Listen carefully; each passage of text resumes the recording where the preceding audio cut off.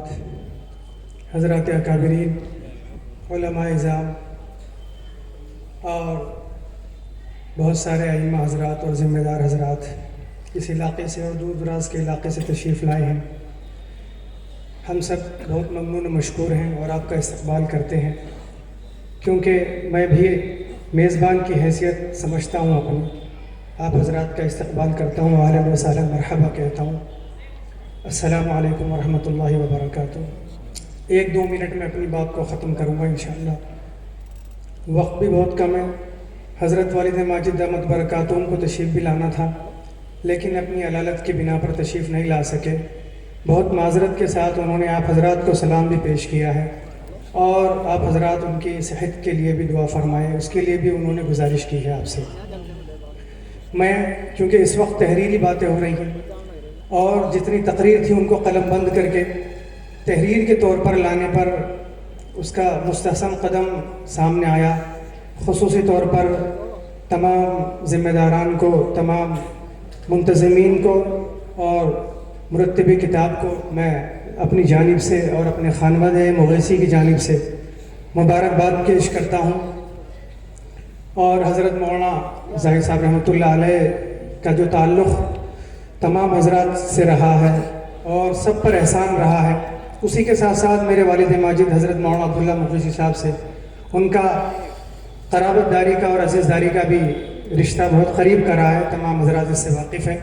حضرت والد ماجد ہی کے قلم سے چند سطور ہیں، وہ میں آپ حضرات کے سامنے پیش کر دیتا ہوں، کیونکہ بڑوں کی باتیں ہیں، میں اپنی طرف سے اس میں کچھ بھی ایڈ نہیں کرنا چاہتا، کچھ بھی بیان نہیں کرنا چاہتا ہوں، گستاخی ہوگی۔ حضرت مولانا رحمۃ اللہ علیہ کے لیے حضرت والد صاحب نے چند سطریں لکھوائی تھیں، بس وہ آپ حضرات کے سامنے پیش کر کے آپ سے اجازت چاہوں گا۔ یادگار اسلاف، محبوب العلماء حضرت مولانا زاہد حسن صاحب ضلع سہارنپور کے ایک مشہور گاؤں موضع ابراہیم میں پیدا ہوئے۔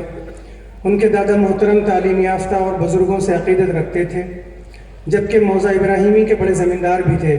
بچپن سے ہی ان کے دادا محترم کو اپنے پوتے کی دینی تعلیم کی فکر دامنگیر رہتی تھی اور ایک اچھا عالم بنانے کی تمنا تھی، جس کے لیے مختلف مقامات پر تعلیمی مراحل طے کرائے اور آخر میں ازہر ہند دارالعلوم دیوبند سے فراغت کرائی۔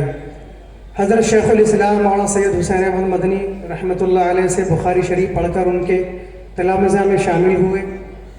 بھارت کی سیاست میں حصہ لے کر باقاعدہ الیکشن لڑ کر کامیابی حاصل کی، جس کے ذریعے بہت سے قومی، ملی، سماجی اور دینی خدمات انجام دیے۔ سیاسی سوجھ بوجھ اور ملی افکار و خیرات میں مولانا سید حسین احمد مدنی نور اللہ مرقدہ کے پیروکار تھے۔ مدرسہ سراج العلوم دمجھیڑا آپ کی دینی حمیت اور تحریک قیام میں دینی مدارس کا عظیم شاہکار ہے۔ خانقاہ رائے پور دیوبند سہارنپور سے غایت درجہ عقیدت کے ساتھ حضرت مولانا شاہ عبد القادر رائے پوری رحمۃ اللہ علیہ، مولانا حسین احمد مدنی، حضرت شیخ الحدیث مولانا زکریا رحمۃ اللہ علیہ سے انتہائی مخلصانہ تعلق رکھتے تھے۔ میرے زمانہ تعلیم کے دوران دارالعلوم دیوبند میرے پاس برابر تشریف لاتے۔ یہ مخلصانہ تعلق بعد میں سندھیانے کی شکل میں تبدیل ہو گیا۔ بحمدللہ اس عزیز داری میں جانبین سے آج تک انتہائی خوشگوار تعلقات قائم ہیں۔